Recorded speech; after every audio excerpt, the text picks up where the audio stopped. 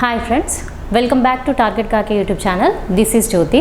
First time ఈ video చూస్తున్న అభ్యర్థులు అయితే మన టార్గెట్ కాకి యూట్యూబ్ ఛానల్ని సబ్స్క్రైబ్ చేసుకోండి. అలాగే ఈ వీడియో నచ్చితే లైక్ చేయండి, మీ ఫ్రెండ్స్ ఎవరైనా ఉంటే వాళ్ళకి షేర్ చేయండి.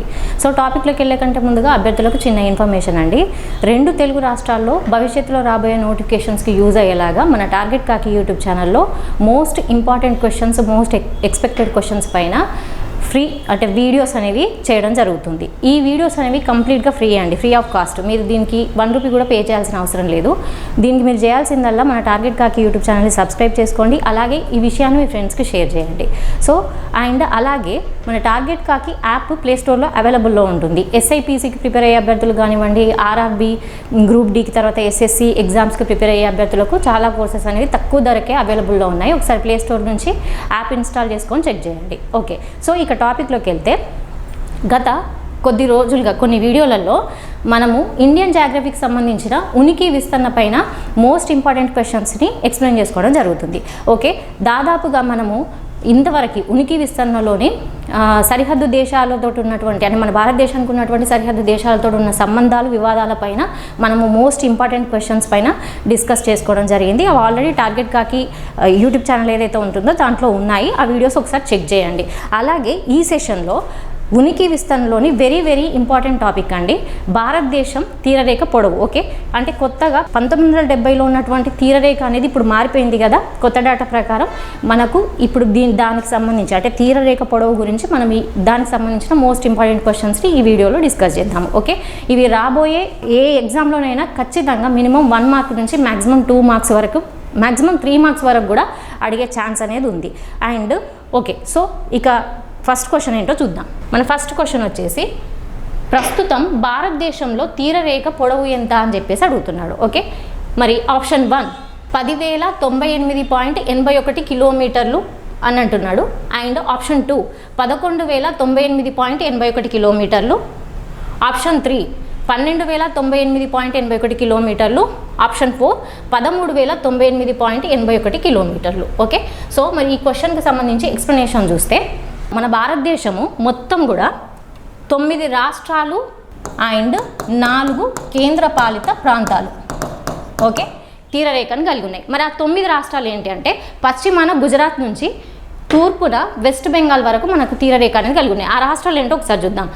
So first Gujarat, Maharashtra, Karnataka, Kerala, Tamil Nadu, Andhra Pradesh and Odisha, ఇక్కడికి వచ్చేసి వెస్ట్ బెంగాల్. మరి 4 కేంద్రపాలిత ప్రాంతాలు ఏంటి అని అంటే Lakshadweep and Andaman Nicobar islands. Okay, తర్వాత పుదుచ్చేరి, డామన్ డయ్యు, ఈ 4 కేంద్రపాలిత ప్రాంతాలు 9 రాష్ట్రాలు తీరరేఖను కలిగి ఉన్నాయి మన భారతదేశంలో.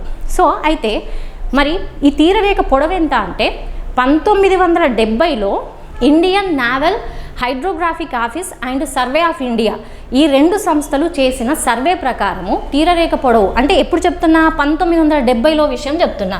అప్పుడు తీరరేఖ పొడవు అనేది ఎంత ఉండే అని అంటే 7,000. వెరీ వెరీ ఇంపార్టెంట్ అండి. 1970లో ఏ 2 సంస్థలు, సర్వే ఆఫ్ ఇండియా, ఈ సర్వే ఆఫ్ ఇండియా అనేది ఏం చేస్తుంది అని అంటే మ్యాప్లను రూపొందిస్తుంది. Okay, and Indian naval hydrographic office, ఈ 2 సంస్థలు చేసిన సర్వే ప్రకారం మన భారతదేశంలో మొత్తం తీరరేఖ పొడవు అనేది 7,516.60 కిలోమీటర్లుగా ఉంది అని చెప్పట్లేదు, ఉండేది. ప్రస్తుతం ఈ తీరరేఖ పొడవు అనేది నేషనల్ మ్యారిటైమ్ సెక్యూరిటీ కోఆర్డినేటర్ ఎవరైతే ఉన్నారో వీళ్ళు రూపొందించినటువంటి విధి విధానాల మేరకు చేపట్టిన రీవెరిఫికేషన్లో ప్రస్తుతం మన భారతదేశం యొక్క తీరరేఖ పొడవు అనేది ఎంత ఉంది అని అంటే 11,098.81 కిలోమీటర్లుగా ప్రస్తుతం మన భారతదేశం తీరరేఖను కలిగి ఉంది. ఓకే, మరి గతంలో నేను చెప్పాను ఎప్పుడు 1970లో 7,516.60 కిలోమీటర్లు ఉంది అని చెప్పాను కదా. అండ్ దీంట్లో మళ్ళీ పర్టికులర్గా మెయిన్ ల్యాండ్ అంటే ప్రధాన భారత భూభాగం యొక్క తీరరేఖ పొడవు ఎంత అని అంటే 5,422.60 కిలోమీటర్లు అనేది తీరరేఖ పొడవు ఉండేది. ప్రధాన భూభాగం అంటే ఏం లేదండి, ఇక్కడ గుజరాత్ నుంచి చూస్తున్నారు కదా మ్యాప్లో. సో ఇక్కడి నుంచి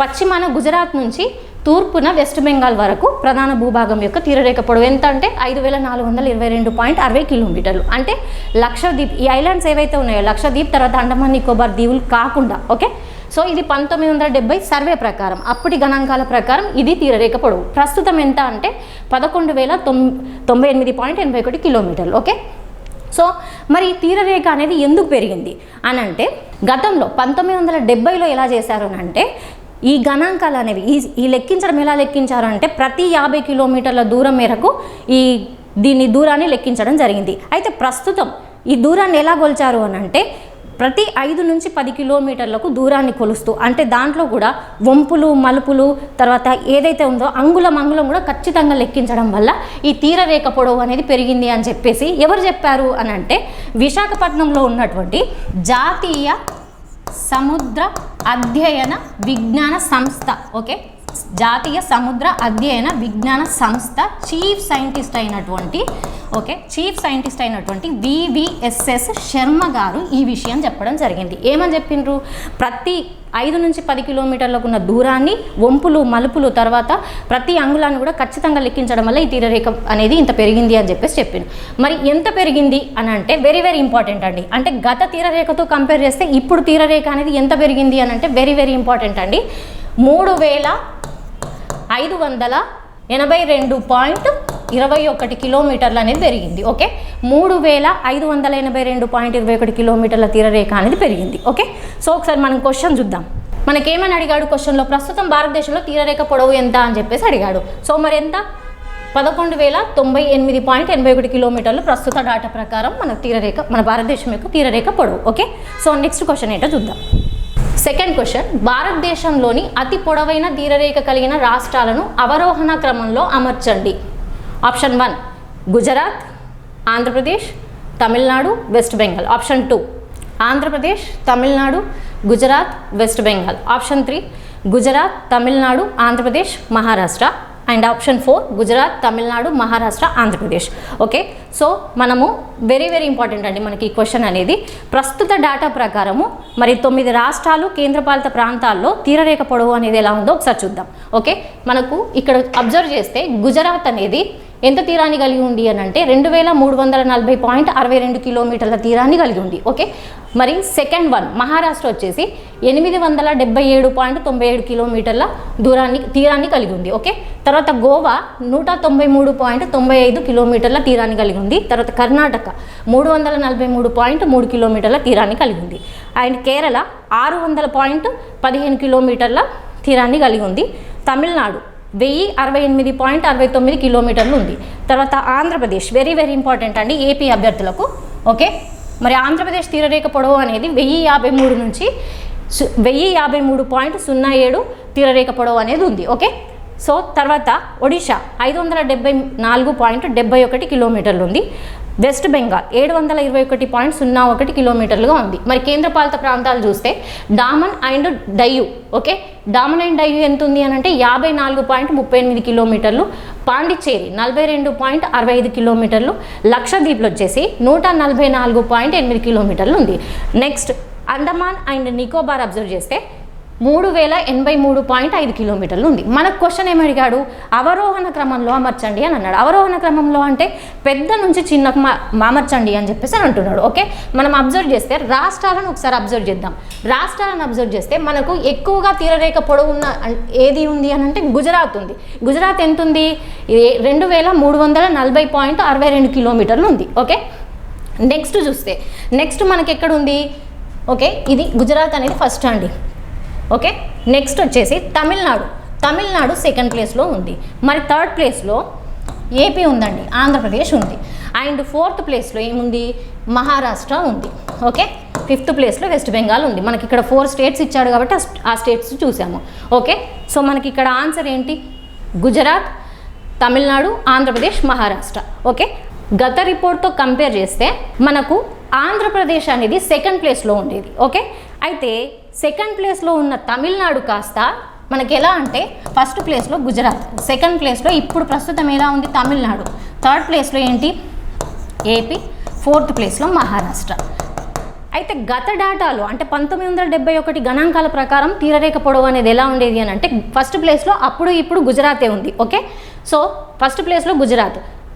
అయితే గత డేటాలో సెకండ్ ప్లేస్లో ఉన్నటువంటి ఆంధ్రప్రదేశ్ ఇప్పుడు థర్డ్ ప్లేస్కి వెళ్ళింది. ఓకే, సో మరి గత డేటాలో థర్డ్ ప్లేస్లో ఉన్నటువంటి తమిళనాడు ఇప్పుడు సెకండ్ ప్లేస్కి వెళ్ళింది. ఓకే, అబ్జర్వ్ చేయాలి. అండ్ ఫోర్త్ ప్లేస్లో మహారాష్ట్ర, అప్పుడు ఇప్పుడు కూడా ఫోర్త్ ప్లేస్లో మహారాష్ట్రనే ఉంది. ఓకే, సో ఇప్పుడు మన క్వశ్చన్కి ఆన్సర్ ఏంటి?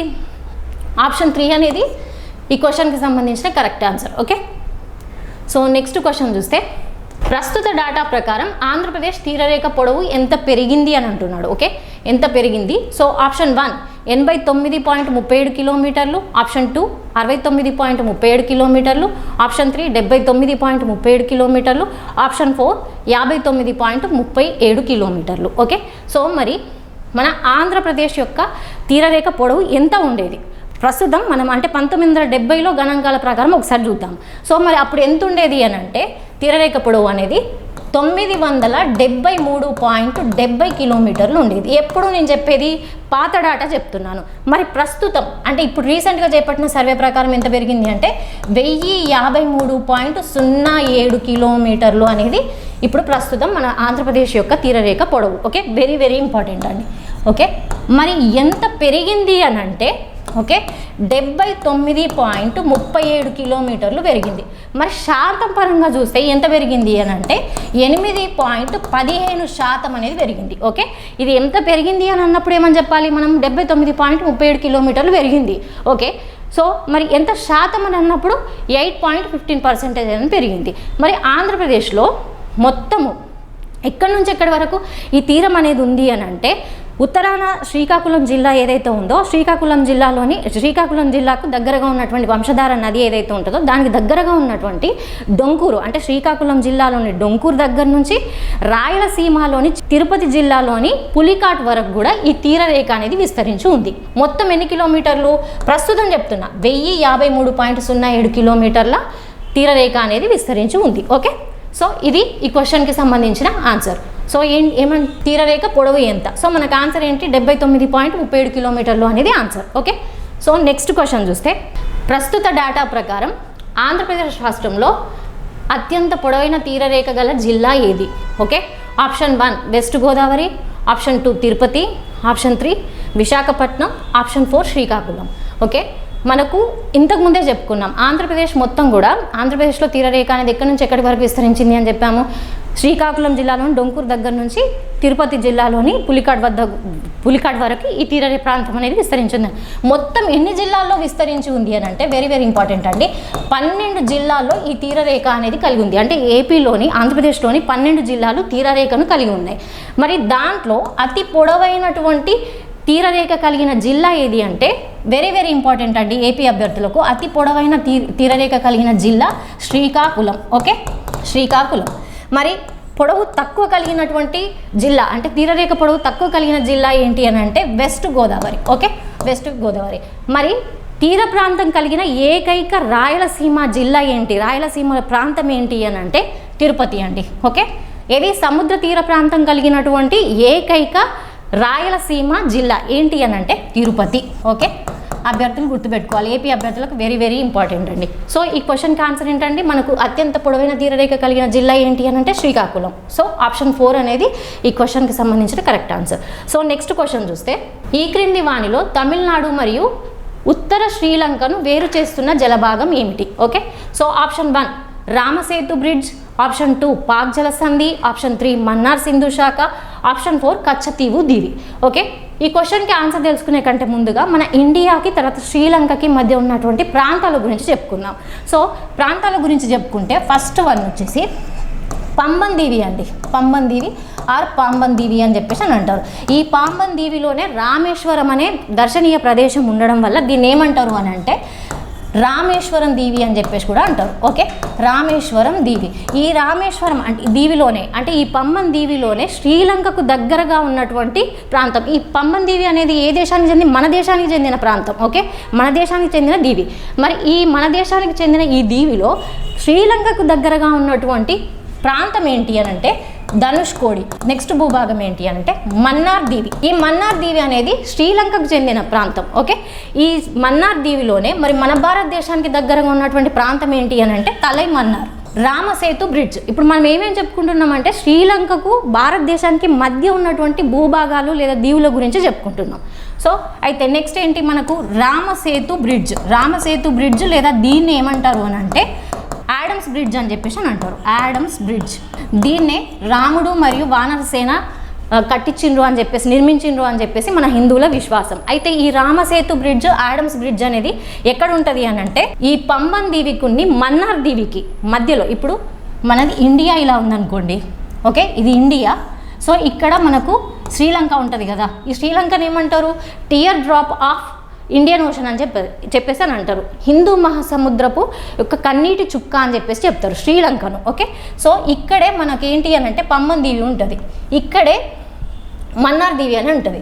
ఈ మన్నార్ దీవిని ఈ ఏదైతే ఈ పంబన్ దీవికి తర్వాత మన్నార్ దీవికి మధ్యలోనే 48 కిలోమీటర్స్ దూరంలో ఈ రామసేతు బ్రిడ్జ్ అనేది ఉండడం జరిగింది. ఓకే, పంబన్ దీవికి తర్వాత మన్నార్ దీవికి మధ్యలో 48 కిలోమీటర్స్ దూరంలో 48 కిలోమీటర్స్లో ఈ రామసేతు బ్రిడ్జ్ అనేది ఉంది. ఓకే, సో నెక్స్ట్ వచ్చేసి 4th వన్ వచ్చేసి పాక్ జలసంధి అండి.